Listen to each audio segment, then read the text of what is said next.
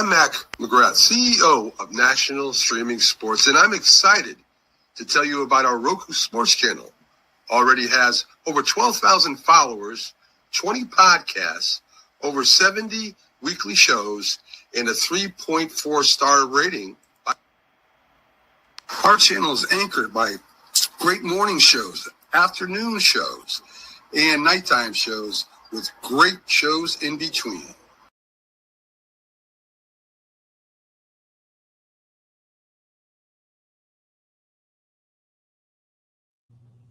And a good Sunday morning sports podcast to you guys out there in podcast land. I am your host, BA. I have along with me Sonia from Legal Score, James J. Train Martin, Keith Engel, TGI Sports, and extraordinaire Jack Hirsch. Hope you gentlemen and ladies are doing well this morning. This show is going to be dedicated to the remembrance of our founder, John Mac McGrath. Our prayers are always to be with his wife, Linda. We'll be airing tributes to Mac at 25-minute mark, as well as just before we end the show.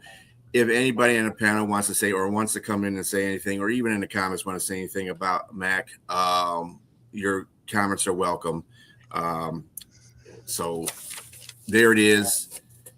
If anybody wants to say something right now, it's good because we're going to be jumping into sports basically immediately. Double negative. All right. But yeah. Well, I could just say, I mean, Mac and myself had great chemistry. But if Mac were here now, he'd be starting off the show with the Knicks beating the Atlanta Hawks as the first thing. And it would be driving me crazy with the Sixers playing the Celtics last night. We'd be going back and forth backstage. But we always covered everything. We had a ton of laughs. I mean, seeing them come up there on the screen, coming back to life, internally, brought a big smile inside. I don't know how I looked on the outside, but I was certainly smiling on the inside seeing them again. Yeah, I'd like to piggyback on that. Extremely appreciative to have met all of you on this panel through Mac. And I just think about all the opportunities he's presented, and knowing him, like it was like a spider web. It just grew, still growing. And, Miss Linda, we always think of you. I'm always keeping you in my prayers, just like I know everyone else is. But it's still unbelievable to me, at least, that he's not here in the physical. But I do know that he is ever present in the spirit. And so I'm just extremely appreciative and grateful for the opportunity to be able to honor such an incredible man on today. And I'll just add, I started in with Jack and Mac as a guest spot. Linda reached out to me after I started my show in 2020. What was one show turned into every single Friday, and then turned into every single Monday on the predecessor to this show. And, I miss Mac every week, and I think about Mac a lot because I got Jack, in the will. So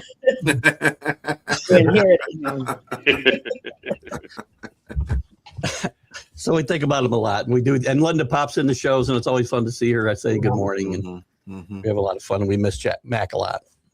Yeah. Yeah, I could say the same thing. I when I first came on, I was just a guest, and what's the guy's name that played for Dallas what was his name, Jack? Jim Jeffcoat. Yes. So I would take his spot. So I wasn't really expecting to be on the show as a mainstay, but more so just a stand-in. And the more that I would come on, I'd come on because I started with Sonia and Friday with the fellas and just guesting, with her, and I was very thankful for that. But to be introduced to Mac.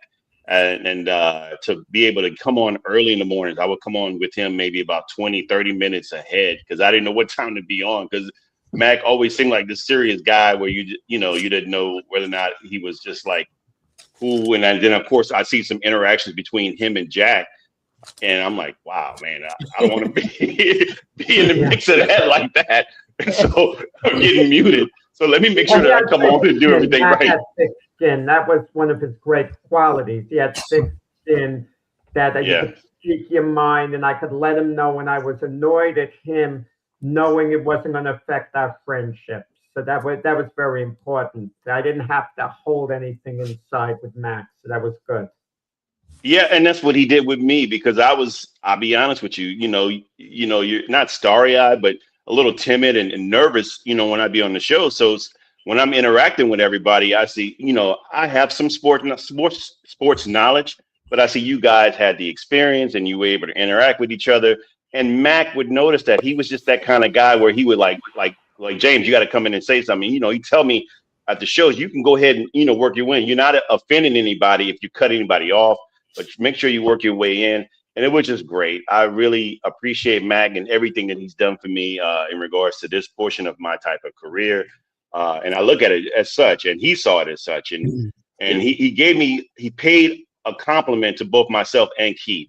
And because I asked him one morning, I said, Mac, I said, I don't know how I'm doing in this show. I said, what do you see in regards to how I would be, as someone on this show? He said, oh man, I think you'd be the next great Keith Angle. And, and he gave Keith that compliment. And I'm like, wow, because I looked at Keith when I watched his show, I was like, man, this dude, he's doing it as well. And so, yeah, I was really appreciative of Mac. And again, Miss Linda, because like I said, I would come on with him and Miss Linda always be in the background.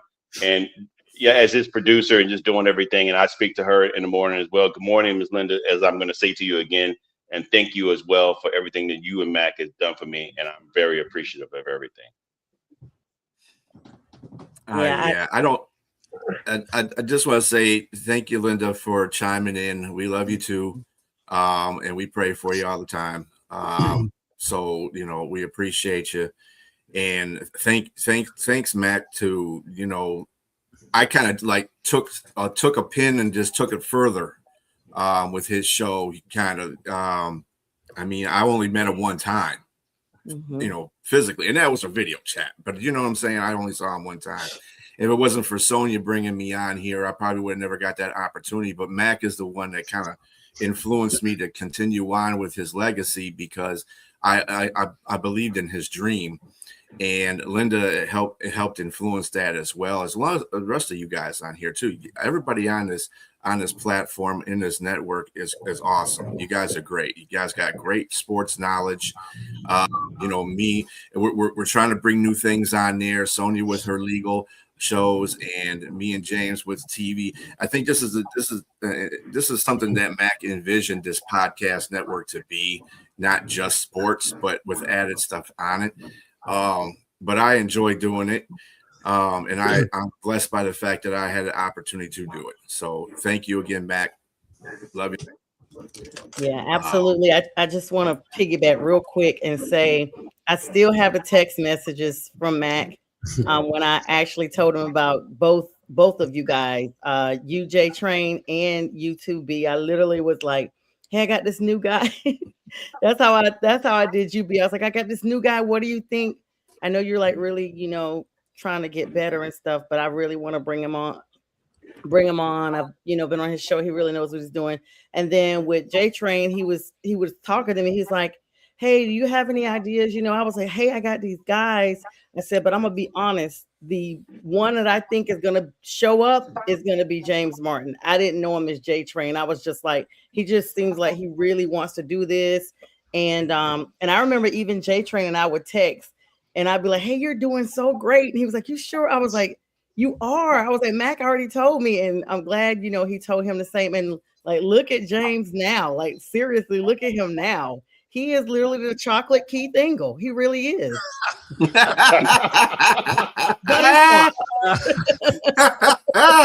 That's a moniker you'll never get rid of, James. I'm not touching that one. I'm keeping you could talk about all you want, but the chemistry Mac had with myself, Mac and Zach, how funny it was, I think, was the centerpiece, the way we would go at it. That would go beyond sports. We'd be getting into arguments about whether you should tip $1 or not at Dunkin' Donuts if someone just comes with a donut, and I'd argue, I'm not tipping a buck. If I'm getting one jelly donut, Max says you throw in a buck as a tip. And I said, I'm not going to do that. I'm getting one donut? Come on. Oh, Yeah, I've watched some of the back shows with Mac and with all you guys in it, and I love the back and forth that you guys, the banter that you guys had. It is hilarious, especially with Keith and Jack with Mac. Those were some hilarious shows that I watched. Jack is awesome. I gotta tell you something. You know, we love you, Jack, and a lot of times that you kind of do. I think you do it on purpose too. You kind of get under our skin just to see how we're going to react, and I think that's a really good thing. You become a little more grumpier as you get older, but fortunately, I could put the brakes on my grumpiness. You know, it might last a few hours, and then I could. Because I know the way I'm acting, you know. Can we work on it from 8 to 9 I've on seen some Fridays? people getting older, their grumpiness is out of control, and there's no going back. And I'm sitting right here, Jack. I'm listening to this. I mean, like, but Mac did things out of the box, but like a little unusual. But that's good, you know. It's good sometimes you do things out of the box because that's how people achieve greatness at times. And he didn't have a big ego. For example, when he had Phil Simms on as a guest, he could have had Phil Simms alone and done the show. And he asked me to come on and do it with him with Phil Simms. And that was kind of prestigious at the time because Phil Simms was working for CBS, you know, big time broadcaster, obviously famous quarterback. And, you know, there were loads of fun we had, loads and loads of fun. I'm just grateful that B has taken the vision and just literally taken off in a way I could never have imagined. I mean, he literally, you know, I'm sure Mac would be extremely proud. Congratulations. Now, I would tell Mac, I think it's time to get to the big game last night because, you know, with this love fest, eventually we're going to lose the viewers. They enjoy the warms their hearts, but I think people are now, you know. And I think Mac would have gotten into the sports part by now, but I'm glad we had this segment. Oh. And this is the part that Mac would say he would mute Jack's button. This is where Mac. Where's my mute button? You're probably still. Never mind. Jack, hold on a minute. You would have been quiet at that stage. You wouldn't talk. That's right. I would have. Yeah. You're right. Yeah. But in moving on for a little bit here, we do have sports that we do have to get to. Thank you, Danny and Rick and Chris for chiming in. All the time. Danny just starts he likes to stir the pot. Yes. Yeah. Danny's the stir the pot. Oh yeah, I get messages all the time. I'm sick. And to piggyback on what Danny has said, about finally some beauty on the show. Calling us a beast in sports, Danny, is not a bad thing. When you're called beast in sports, that's really a good thing. But thanks for the compliment. Yeah, well, I thought it was for me, so I was. It was. We see you've polished your head even more, Keith. We knew it was for you. I had to put it because I had to put a little aloe on my head today because I got burned on the golf course the other day. So. What? Aloe, easy living. Brag, why don't you? The golf course. Wow. Enjoy. So anyway, let's get into some NBA playoff news. Yesterday, the 76ers eliminated the Boston Celtics. Did anybody really see that coming? I didn't see that coming. I really didn't see that coming. No. Of course, Jason Tatum didn't play. Wait. You had to give the Sixers a good chance to win going into the game yesterday. Well, yeah. And when you heard Tatum was out, the Sixers became the favorites in that game. I told y'all that Tatum left early. Y'all said no. That's crazy. Tatum didn't play at all. See, the previous game, I was talking to B and James, and I said, I saw somewhere that he left, and I thought they said he came back. But I'm like, okay, when I saw the recent game, I was like, looks like he really did leave. I was shocked. But I knew without Tatum, that would be it. Yeah, Celtics been playing some pretty bad ball not really great ball, should I say, in the last couple of games too, where they, where 76ers were This isn't playing pretty well. This isn't a new thing for them to flame out this way, though. Their offense is built so much around the three-pointer. When it doesn't work, it happened against the Knicks last year in the playoffs, and we watched it the last 3 games. They just melted down at the three-point line.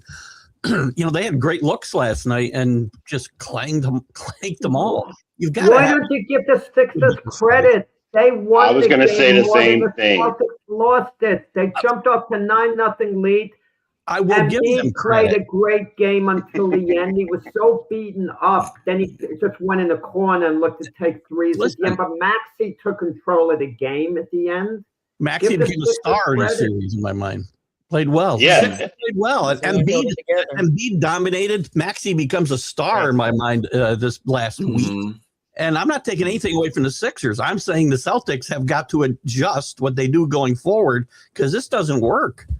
When you're 13 from 49 from 3-point. You've got to adjust. They shot less than 30% the last 4 games and you can't just keep hoisting them up. That's all they did. That was their offense. Wide open looks too, by the way. Analytics that tell you to take more 3-pointers. Right, and that's stupid. Analytics. Yeah, that's great. As long as you're making them, it's wonderful. Right. So, I mean, I will say that I agree with Jack. I mean, and I know, Keith, you're giving them credit as well, but Embiid, 34 points and double-double, and Tyrese Maxey, double-double, 30 points, 11 rebounds. These guys were at the end when it mattered most. Tyrese took over, and you see Embiid on bad legs, diving for balls, and when he really wanted it. And I think the biggest thing is they got tired of getting beat by the Celtics, in the end. And so that just happened. And there may be a little luck in the situation, but everybody deserves a little luck. Not having Jason Tatum on the court, I think that kind of mattered and altered this series. I mean, the last game. But again, give credit to them. And I think going into against the Knicks, that's going to be a really good series. I think it's going to be an underrated series that people are not going to really be talking about because everybody's going to think that the Knicks are going to go and handle the 76ers. But here we go. This is something different that's coming. James, this should put the rest of the questions about Embiid and his toughness because this guy, I mean, he had surgery 13 days ago. Plus, he got hurt. He hurt his knee. He hurt probably every part of his body. It looked like in the last couple of games. And he found a way to muddle through, and that's been a knock on him. And yes, he was tired of losing. He said directly, it's been 1982 since they beat the Celtics in the playoff series. I don't know how many series that entails, but that's a long time ago. But if you look at the way Embiid was dragging his body up and down the court, I don't think he's made to last for the rest of the playoffs. They have to win 3 more series to win the NBA championship. I don't see Embiid being in top form game after game. I could see him being in top form maybe 1 game out of the first 2 against the Knicks at the Garden, and then taking the other game off, having to kind of recuperate between, not only between games, but on game days, Take 30 game days off during the actual game. I mean, he'll be on the court, but he won't be laying it all on the line. I just think he's hurting too much. He's going to have to. That's been him his whole career. That's been him his whole career, though. Yeah, but this playoff series, you have to really need to be in top form for the most part. It's going to be tough for him to do that. Other guys going to have to pick up the slack somewhat, besides Maxey and Edgecombe. Yeah, I was going to say. I mean, he's got to step up a little more. Yeah, I was going to say. But I'm sorry, Sonya. I'm just going to say about PG. But he hasn't been a star the way he has in the past. Yeah. Yeah, I was gonna say when Keith first mentioned Joel Embiid, I was like, his health is going to be what's going to determine this series. He has literally put that team on his back. All the plays we've seen him make, but he has been hurt consecutive seasons. I mean, all the way back to the 2020 season. Actually, every season. I mean, I'm sitting here looking at his injury history, 2014 through 16. Every year from 2014 all the way to the current, it's been some type of orbital fracture, meniscus surgery. It's been something every single season. So, and then this year, 13 days ago, he had an appendectomy. I had an appendectomy. I don't know how he's playing 13 days later. That's insane. I mean, I know they do laser. I had laser, but you still have to heal from within and then without. So they're still cutting you. You can see him icing that last night, Sonia. If you watch close a couple times on the bench, you can see he was icing his midsection. Yes. And that's what I'm saying. That's not sustainable. I think Jack mentioned it. He had, or one of you guys mentioned it. I don't think he can consecutively hold this entire series out. I just don't see that. I just think not even withstanding this appendectomy. I mean, he just had this left knee injury. He's beat up. He's banged up every quadrant of his body, even his head. He's had an orbital fracture. This dude is literally putting his life on the line for this team. And I'm afraid to think if they don't make it past this series, what do the 76ers do with Embiid going forward? Because if we as the fans, as people, the lay people that see the injury history, and we finally see him come back, it's almost like he feels like I've got to get back, because if I don't get back to this series, I don't know what they're going to do with me next season. I don't think anything. They beat the Celtics. That means a lot going forward. But you look at this next series, like Sonia mentioned, like with Embiid being all beat up, it's going to be like a tag team match. Him and his backup, Andre Drummond, going against Karl Anthony Towns and Mitch Robinson. The Knicks are going to keep throwing Towns and Robinson at him, and both guys are going to be fresh throughout the game. And can Embiid withstand that? Because at the end of yesterday's game, all Embiid was doing was going to the corner and waiting for the ball to get passed to him to take a three-point shot. And that formula, you could use it at the end of a game, but he's going to have to bang underneath. And I know Towns is reluctant on the outside, but he's going to force Embiid to come out a lot. Then they'll bring in Mitch Robinson, who'll be banging underneath. It's tough. And Maxey, can he outplay Brunson? There are other questions. And I mentioned Paul George. Can he outplay Anunoby? And, there's so many variables with the bench, with Mitch, with Mikal Bridges. Is he going to step up a little more? Mikal Bridges hasn't been bad in the past in the playoffs, despite what people think. He hasn't been as bad as people think. He's just not having a great 2026 playoffs. Right. He had a good game last game, but big deal. They routed the Hawks. He needs to go out and play some defense. He doesn't need to go out and score 20 points a game. That's what every time he doesn't score 15 or 20, people think he had a horrible game. And sometimes he did, but not always, because he does little things that don't show up sometimes. And he did that last year in the playoffs. And the Knicks need that going forward for sure. This is the thing, Jack. I agree with you in regards to the Karl Anthony Towns Embiid matchup. He's gonna draw him out. I think that's gonna be a problem, especially when Embiid on one of the last plays in the fourth quarter looked like he hyperextended his knee when Tyrese fell into him. Yeah. So that could be a lingering issue as well. But that being said, the motivation of coming back to beat a team like Boston, that's momentum, as some people don't like to say or would like to mention. That gives a team. It gives the team some added motivation and will to want to say, okay, if we can take this team down in the first round, we can take on anybody. So confidence is key here, regardless. And sometimes mind over matter, meaning injuries, whatever you got going on. You look at Embiid, 34 points. Again, like Sonia said, an appendectomy. That's nothing to sneeze at. And to have all these other ailments, and you still throw in 34 points in and 12 rebounds as well against a 7-footer that you're playing against. That's pretty decent on the other side in Keita as well.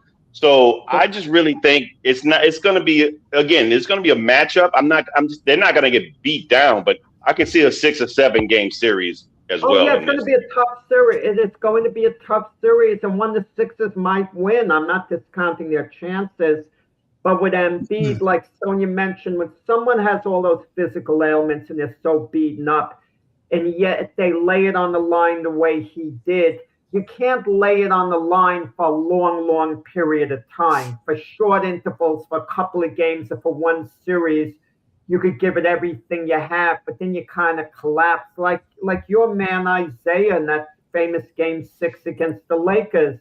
He laid it all on the line against all odds. Jack cannot go through a cast Like without Game saying 7. Isaiah. Well, he Or would have my been man 90. He would Isaiah, have right? been- Exactly. Oh, by the way, I saw a tape last night. John Sally saying, That's no, insane. Jordan had nothing to do with him not being on the Dream Team. John Sally, Isaiah's teammate and his buddy at the Pistons, by the way. But you could lay it on the line for like a couple of games. He wanted so badly to beat the Celtics finally and beat. Now that he did it, you have a letdown. You have a letdown. I'm not so sure. And he's not going to be, he's going to be motivated for some games against the Knicks. It won't be the same way. He's not going to play to the point of collapsing every game unless it gets to a 6th to 7th game again. If you see the finish line in sight, think of it this way, guys. If you're running, you're exhausted, and you see the finish line, you somehow muster up the reserves to sprint, to really push hard. But if you don't see the finish line, it's really hard to keep up the pace you want to keep up. Interesting. One thing we didn't talk about in this game, and I thought was really entertaining, was the byplay between Brown and Embiid throughout that, especially the second half last night. Them jawing each. It was awesome theater, I thought, during this game. And Brown taking him on defensively was, very interesting to watch. So I thought that was a little side a note on this game last night. It was a lot of entertaining for me as a non-fan of either team. And it could affect game 1. Mitch Robinson was not suspended for that altercation in Atlanta against Daniels, but he was fined $50,000 to Daniels $25,000 because Mitch Robinson very stupidly tweeted something after. I mean, why don't these guys get educated? Leave these tweets alone. Nothing good ever comes of it. All I know is Embiid better have some type of stomach brace on, because all it's going to take is one foul against him there, and he's going down. You would think he'd stitched up yet, right? I mean, he's stitched up, but I'm telling you, they had me with a pillow for a while. Yeah. Like, it's just to cough and laugh was insanely painful. Impressive. Before we get to our next set of playoff teams for today, I'm going to run this tribute for Mac, and we'll come back with that, okay?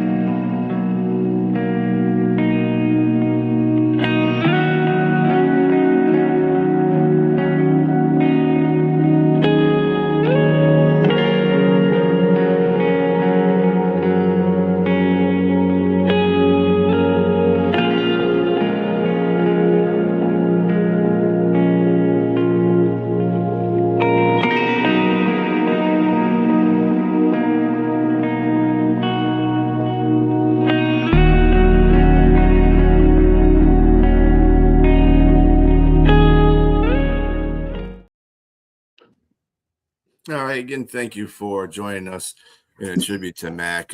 Again, love you, Mac. Rest in peace, brother. We'll be seeing you soon. Mac was the coach there. Like we were the players. Mm-hmm. Mac was the coach. Mm-hmm. Without a doubt, I agree with that. Yeah.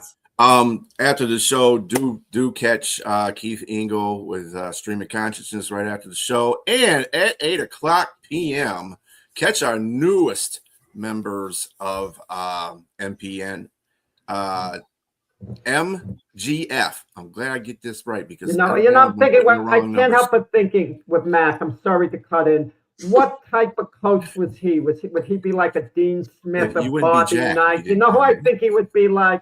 He was Bill Parcells. That's how I'll describe Mac. I know that warms Keith's heart, but Mac was the equivalent of Bill Parcells, and Mac would be happy with that. Hearing that. I agree. All right, so getting to our second half of our NBA talk right here. We have two games going on today, both game sevens. We have the Magic going to the Pistons and the Raptors going to the Cavaliers. Let's tell you how we got here to this point. The Magic, I don't know if you would call it a choke job, but they had a 24-point lead at the end of the first half. They couldn't hit squat in the second half. Yeah, they scored 19 points in the second half, and the Pistons and Cade Cunningham took over the game. This is what this is what I want to see Cade do, because he kind of hesitantly does take over in some games, and I want him to say, you know what, I'm putting it on my back. But the guy that was the catalyst in the second half to me was Reed for the Pistons. He came in for a non-existent Duren. That dude has been peeing me off every game this series. But he came in there and he was very effective because you can't defend him like you can Duren. Duren is more of a paint guy. Reed is an outside shooting guy as well, and an inside shooting guy. So they couldn't really defend against him, and it kind of changed the perplexity of their defense, Orlando. But still, you missed 23 straight shots. And they had some wide open shots too. That it's like the Pistons didn't play them a lot on the wide. They have really had trouble defending the 3-point line. The Pistons have, and that's where Orlando's been making their magic at, pun intended. Oh, yeah. On the other side, we had the Raptors playing the Cleveland Cavaliers, and the Raptors hit a miraculous throw. I don't know, it's a miraculous 3-point shot, but they hit a 3-point shot to win the game in overtime. That was a really good up and down game too. I mean, you're on the edge of your seat watching this game. And it's like, I don't know what is going on through Cleveland. I don't know what their mindset is right now, because they got players there that should have just took care of this series, but they're not doing it. Any thoughts on any of these two games? Game seven. Yeah, I mean, Orlando, you're right, couldn't make a shot. When they finally broke the 23 consecutive misses, it was on a dunk, so they didn't really actually make a shot. Let me just say something about Cade Cunningham. When he was the number 1 overall choice, I didn't think he'd be anything more than a very good player. I thought he'd be a very good player. I didn't think he'd be a great player, but very good. But right now, let me ask all of you. If you're the Pistons, is there any one single player, if your phone rang and they offered that player for Cade Cunningham, where you would make a deal? Outside of Wemby, I wouldn't make that deal. I wouldn't even make it. That's who I was going to say. Outside of Wemby, because Wemby is a unicorn. He's a human cheat code. Player. He's a human in a sense. You know? He's a unicorn, right? Exactly. Or whatever. But more I wouldn't trade him for any single player one-on-one, and that includes SGA. That includes Cooper Flagg, knowing his potential. Mm-hmm. I mean, I don't know what you guys would do, but and he did take over the game against the Magic. We could talk about all the misses that the Magic did, but the Pistons went out and they played like a team. I mean, they were motivated. They weren't giving up on their season, and they came from far back, and they went out and grabbed the game. I'm going to disagree with you about SGA. I would say SGA is probably up there with Wemby as well, as someone who's tradable. I mean, would you make the deal if you're the Pistons, if you were offered SGA? Straight up, I would leave it alone. That's what I'm saying. Well, Wemby, I would accept the deal, but that's it. He's the only one in the NBA. I'd agree with Jack here. Only Wemby. I mean, he's a great player and comparable to Cunningham, but I think Cunningham I think his all-round game's a little bit better, just a tad better than SGA. Yeah, he's more all around. I would say. Since you brought it up, I would just say, yeah, for me, I have to disagree with that. I just think SGA is probably the next guy in line for like multiple MVPs, and I just think that no, I do not, Paul. To answer your question, but I mean, well, that's not true. Myself and B, we have a BW Flicks. It's totally opposite, but yes. But going back to the comparisons or who you would trade for, yeah, I really think SGA is the next guy that's up there. That's like in a top 3 player, of the NBA. And if you ask me, I definitely would consider it. And just think that and Cade's great. Cade's a great player, but SGA right now, if we're talking about like, say for instance, we're talking about players, or let's just go coaches. With Kerr versus Mark Jackson. You saw what the difference was. One could get to the playoffs and one could win championships. And I think this is the kind of situation where we're talking about that. I would say that Cade Cunningham has yet to prove that he can do that. And one has already proven that he can actually do that. So. I'm gonna go a little different. I know you guys are like talking about right now, but I would say Cooper Flagg. I mean, his stats alone for his rookie season are in my opinion a good prediction of what type of player he would be.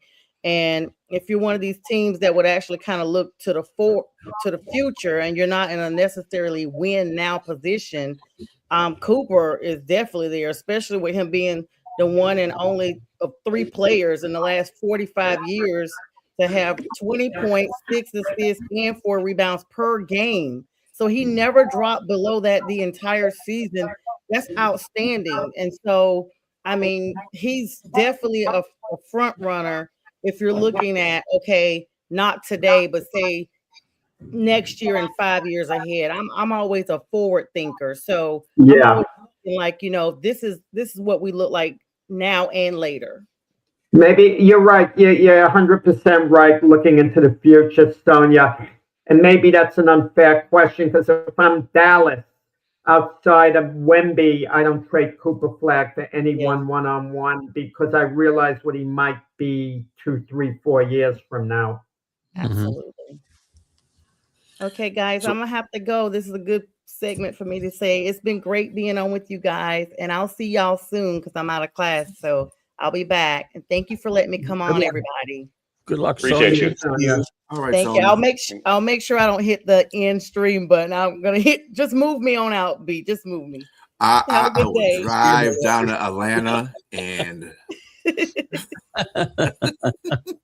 I will drive down to Atlanta. Have a good one, Sonia. Thanks, y'all too. Take care, Sonia. Have a great one.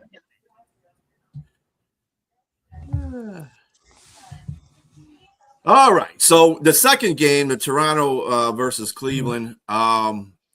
This is a kind of a series that really, I mean, I think more people are paying attention to Cleveland, not as much as Toronto, rightly so. But now you have to kind of adjust your focus to Toronto because they are playing some pretty good ball in some spots, and they're making this a competitive series. Nobody thought that was going to happen. What is your feelings about this? Because I think Toronto can beat Cleveland in this. These are two very evenly matched teams in my mind, and Toronto's got it's like a different hero. It seems almost every night, and I think I think they played more consistent basketball in this series than Cleveland. And we've got the James Harden lugging around the monkey on his back, which I don't understand. I just don't understand how he goes into this funk. It feels like every playoff season, and he's not even the guy. I mean, Donovan Mitchell's the guy, and you'd think that he'd be able to take a little bit of a breath here and step forward, and he just hasn't. Maybe there's a game I missed that he kind of really stood out, and I haven't seen it. And this Toronto, I love that RJ Barrett, by the way, got this game-winning shot the other night. Reminiscent of Kawhi Leonard a few years ago, a very similar shot in the playoffs. And RJ Barrett's kind of gotten lost. I mean, that Toronto, and I think Jack brought this up Friday. I think Jack brought it up Friday. I heard it somewhere. that Toronto Nick trade was a very good trade for both teams, right? And I think RJ Barrett's gotten kind of lost. He's a good basketball player, and I think getting out of New York is probably the best thing that happened to him, kind of going home for him. So two evenly matched teams. I can see Toronto win this game in Cleveland today. But a big narrative is going to be any team that doesn't at least get to the finals, what deals they should make in the off season. But sometimes the best thing could be to run it back. It would be a disaster if Cleveland loses Game 7 to Toronto. The season's a whole waste, especially last year when they won 64 games and got bumped out of the playoffs. They disappointed. And to lose to Toronto this year, are you kidding me? But what choice would they have but to run it back? They got Harden in season. They have Donovan Mitchell. They have a really good coach in Kenny Atkinson. But if they don't get it done, I mean, shouldn't the blame go elsewhere outside of James Harden? Shouldn't we hear about Jared Allen, who I personally love and wish the Nets never got rid of? Yeah, shouldn't he take some accountability? Mobley, well, let's look at Cleveland star Donovan Mitchell. Mobley. Why are we blaming Harden? We expect him to carry the Cavaliers. He's not the man on that team. Played pretty well. Donovan Mitchell. He did. I agree, Keith. He played pretty well. I think Mobley and Allen, I think in limited opportunities, they both shot the ball well. I mean, again, it's not all about they got to win. This is more important for Cleveland than Toronto to win today. No one's taking Toronto's title hopes seriously. In a way, they're playing with house money. They lose a 7-game series to the Cavaliers. You go home. The season's been fun. If the Cavs lose, it's a washout. Even like the Pistons and Magic, if the Pistons should lose this game, big disappointment. But not many people were thinking the Pistons could win the NBA title going into this season. Disappointment. They have a lot to look forward to the Pistons next year. But if Cleveland's made to win today, now, if they don't get it done now, when the heck are they going to get it done? And I just don't know. I have a lot of doubts. I have a lot of doubts that they're going to get it done at all. I think mainly the biggest thing nobody pointed out, to me, it seems like chemistry is the problem. You put great names in there. You put these players in there. But, I mean, like James Harden, Donovan Mitchell, Allen, and Mobley. These players, you would think, if I just looked at the actual lineup on paper, then you're thinking these guys you should beat Toronto, right? You should beat Toronto, and it shouldn't be going to Game 7. But here we are talking about whether or not they're going to win or lose in Game 7. So I wouldn't be surprised if Toronto upsets them and moves on to the second round. But I'm going to give the benefit of the doubt and give Cleveland the edge here and just say that, okay, maybe James Harden, even though the pressure should not be on him, it should be on Donovan Mitchell because he's the true unquestioned leader of this team. But and he's had some flops in the playoffs as well, whether he was in Utah or in Cleveland. I just think that, yes, the pressure needs to be on Donovan Mitchell here, and James Harden needs to be the Robin role here at this point of his career.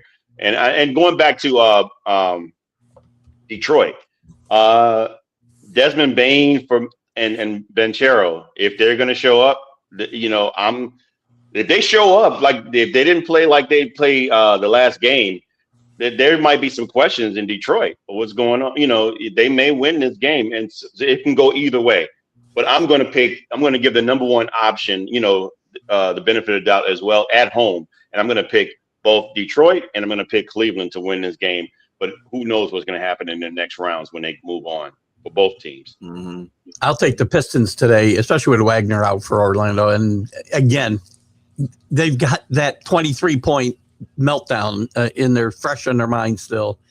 I think the Pistons come back and win. But I like the Raptors today, actually, to win on the road.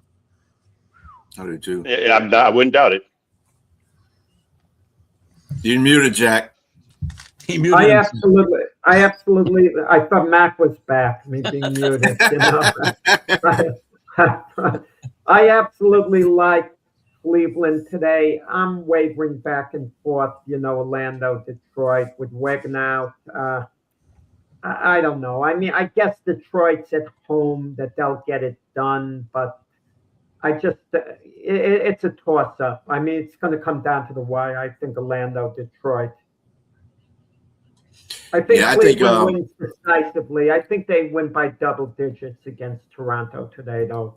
I don't think it'll be a blowout, but when all is said and done, they'll win by about 11 points. Yeah, it could go. It could turn ugly with the Cleveland Raptors game. I mean, if Cleveland's going to win, they are going to blow them out. I think. If it's going to be, if the Raptors going to win, it's going to be tight. But go ahead, Jack. But we think of off-season moves. If the Knicks lose to the Sixers in the next round and the Cavaliers lose today, Donovan Mitchell has been linked to the Knicks.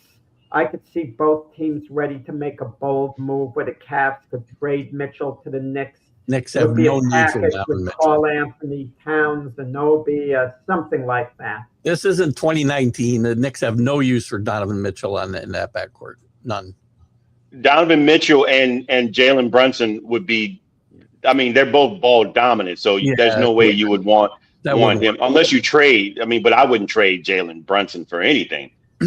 I was all for bringing Donovan Mitchell in here like 6 years ago when he was on the block with Utah, but that ship has sailed. We got Jalen Brunson, and I think we made out better in that exchange. But sometimes you wonder these teams if they would just stick with their players too. When Donovan Mitchell was at Utah or Rudy Gobert, if you could somehow build around that, and sometimes you just wonder if just keep running it back, and eventually you might break through. I think the offseason, and I think James has mentioned this before, that the offseason narrative in Cleveland might be LeBron potentially coming home one last time to play with this bulk of this team. Because they could run it back and maybe add a LeBron. Again, he doesn't need to be the guy. I kind of wonder, yeah. Him going back to Cleveland, that would release James Harden to be more of a scorer. LeBron would play the point. I think it'd be a very interesting way to finish his career. Would be back to Cleveland again. Yeah, and it'd be poetic, that's for sure. Yeah. I think that the Pistons can win this game if they start Reed. Paul Reed starts instead of Duran. I think that'll be the difference maker in this game because they have no answer for Reed, but they got plenty of answers for Durant. And I don't want to say that Durant's not helping his case either. Dude You're a hater, Brian. No, Durant. I'm not a hater. I'm looking at the guy. He's being soft. Every show. He's being soft. He didn't look that soft to me the last game. Well, let me ask you something, Jack. Why did they put Reed in a key time of the game? It's strategy. I mean, listen. No, because Reed cannot be defended by the Orlando Magic like Duran can. Duran is a paint presence. That's it. You don't have really any outside shots, not even a mid-range shot. Reed has got all that, and he can hit a three every now and then too. So you gotta be honest with the defense with him.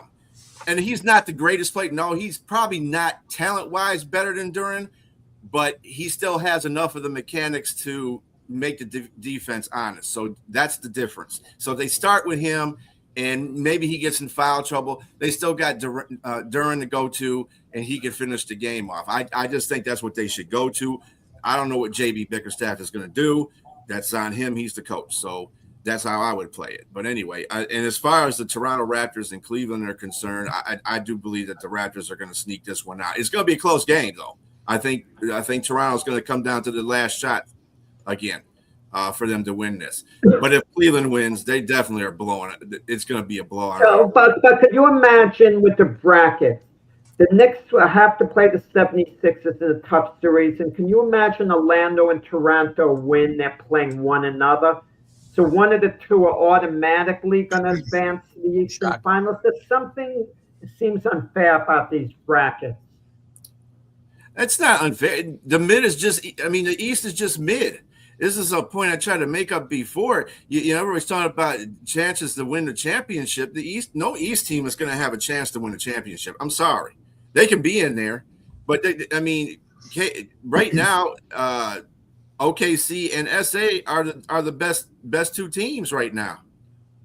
I mean, in the West, and in we're the not NBA, even talking right? Yeah, Still and got to NBA. play the So games. yeah, Still got to win the games. That's why we play the games, though, right? I Yep. mean, you're Okay. likely right. I mean, going into it, 100%, but you still got to win on the court. So I give the East a fighting chance because the Knicks. Yeah, Again, the Knicks are playing really, really good basketball. If that carries over, if that continues to carry over, and they play the way they played, and they don't have to rely on Jalen Brunson every big moment in a game, then Elizabeth, she'll be on this show in my spot pretty soon with that. For me, the catalyst right now and the litmus test is going to for the Knicks is going to be this series here. Yeah. If they show that they're just as dominant as they were in the last few games against Atlanta, because I mean, come on, we're talking about Atlanta here. If they're just as dominant against this team that just beat number 2 seed, then I'm going to say, just like Stephen A said, he believes that they're going to the finals. I mean, it's not hard to do coming out of the East, but I'm going to give them credit and say I will pick them to go forward to the finals going forward if they could beat this team the way they beat Atlanta. I think OG is the key because he needs to play. They need to take the reins off him. They rein him in too much. You saw what a great player he is. He's a star player, and he plays a role on this team and always has since he got here. Sometimes injuries have contributed to that, but it's mostly by design. He's played in the background and done it well, but he's a star in this league, man. When you unleash him, don't get a little carried away. OG is a pretty good player, but don't make it on this league. he's very, very Get out of here. I agree with Jack on that one. I mean, you get carried Carried away. Let's put this. Valuable in a trade if the Knicks lose this series. Knicks fans. You don't think, Jack, that if he had. I would trade in a moment if the Knicks get eliminated here and the Lakers do too. I would put together a deal where OG went to the Lakers for Austin Reeves. I would do that. I'm not sure. I'm not sure. Anunoby's a better defender. Austin Reeves has no defense. Yeah. Austin Reeves has a little more firepower. And I don't think but I don't think Knicks fans have gotten to see what OG can do because. Again, we've got to see what he could do. He's been with us for a while. Because I'm with Keith. I'm with Keith. And let him play his full game. And you saw a little bit of it the other night, though. If he was that, listen, if OG was truly a potential star, Toronto never would have made the deal with the Knicks. They knew Barrett and Quickly were good players, but they're not going to trade. For example, the Raptors wouldn't trade Scotty. They wouldn't have traded Scotty Barnes to the Knicks. Someone like that. They didn't look at Anunoby as being that type of Scotty Barnes type talent. Let me say that I agree with Keith. Let's just look at the situation like what James Harden was when he was with two great players in OKC when they were young, and he left to go to Houston. When he left to go to Houston, I didn't know he was that good. It was hidden. It was hidden because, again, he came off the bench. So he came off the bench. So imagine Anunoby in a situation where he's outside of Karl-Anthony Towns and Jalen Brunson. And, he'd probably be a superstar or a star, or at least a star. You mentioned that Brunson is holding some guys back because he takes over the whole offense, but not Karl-Anthony Towns. Don't involve him in this. He's not. No. I'm just saying. Karl-Anthony is definitely already a superstar in his own right. Is what I'm saying. Those two players. I'm saying if you had to name the players in order of superstar in any right. Come on. I mean. Okay. Well, I don't know. He's a good Robin to Brunson's Batman. I'll put it to you that way. Listen, if the Knicks get eliminated, we might want to call you Pelicans and offer a one-for-one snap Anunoby for Zion. You never know. That's not happening, sir. That's not happening. You would make the deal. That's not happening, sir. He was a one. I said a star. Zion has a ceiling. Zion has a ceiling to be a superstar if he's not hurt. So stop. I am so glad, Jack, that you are not the GM of the Knicks because oh my goodness, every asset the Knicks have for somebody. Well, he's trying to be sarcastic. He's trying to be sarcastic. No, I'm saying let's see what goes on the rest of the playoffs. If the Knicks win the NBA championship, I'm not touching anything. But But if they lose to the Sixers, they clearly got to at least tweak the team. Check. Thank you, Danny. Wait. I'm saying Anunoby going for Zion. Wait. Just saying my move is bad. That's horrible. James wouldn't make my move. He wouldn't trade Zion for Anunoby. Well, yeah, I just want to say he was being sarcastic. He was being sarcastic, right? But I'm not saying. I'm just saying Anunoby would definitely, if he came from under the shadow of those two players, he would blossom. I think. 100%. I agree with Keith. Yeah, but that's anyone. You give them an opportunity. That's not anyone. Any team is going to have one player that's going to stand out because someone's got to score the points. Someone's got to get the rebounds and the like Zion in Memphis, right? Yeah, or wherever he is. Where he's nice, Danny. Nice. You've been bringing. I know James would want some like Jay Morant on his team. I was hoping that he did come. Honestly, James will point to the stat line, and point. Look at his statistics. No, I just think some people could probably go. I mean, like say for instance, someone like Joe Dumars probably would get him in line. That's goofy. I don't know for what. They're just making comments. But what is goofy? They're talking about the Zion for Anunoby, but I think they don't realize you were being. You wouldn't make the deal, and they're thinking it's goofy because I would make the deal. Never. That's what I don't get. So that's talk about him being serious. There you go. Right. I think you were being sarcastic. You wouldn't make that deal, would you, Jack? I mean, you would. No, I'm saying you. No, I'm saying, yeah. If you were New Orleans, would you give Zion away? No, because I think, but Zion, this is it with Zion. I've had it. He's been there for years already. I don't want to hear he's finally saying, I'm going to get dedicated. Where have you been all this time, guy? Here. Where have you been? Why would you want to bring him here then, Jack? You just said you trade one-on-one. Because he's a tremendous talent. He comes here, but he doesn't use it. I mean, it's great to have it. You might as well use it, though. He's been a good. Zion's been a very good player. Don't get me wrong. He has been a very good player, but he hasn't been anywhere near the player we thought he was going to be coming out of college. Wow. But he could still be that, I think. Well, we trade him one-on-one for OG. That's just nuts. That's goofy, Jack. Really. On that goofy note. Depending on how the rest of the playoffs go. On that goofy note, we will bid you guys adieu. Because I'm the vanilla James Martin. That's how I can get away with it. It's not bad, Jack. Jack, it's not a bad thing. I don't touch any of this stuff. I mean, yeah. I learned a lesson. I'm reading a book quickly on LeBron now, and LeBron tried to label Phil Jackson as being a racist, and I don't like Phil Jackson. Don't get me wrong, because Phil Jackson said, "Oh, LeBron's with his posse." Posse, yeah. So yeah, I mean, and I don't like. I like LeBron more than I like Phil Jackson, but I thought LeBron was out of line, with that. That's a little out of line, yeah. But again, anyway, back onto the fact that we have to close this show, and it's been a very good show, by the way. Thank you, everybody, for who participated. Again, catch Keith Ingle right next with the Stream of Consciousness, and also check out MGF tonight at 8 p.m. And we love you, Ms. Linda. Yep, we love you. We love Mac and you, Linda. Yes. Everybody have a great rest of your Sunday. We'll see you next Sunday.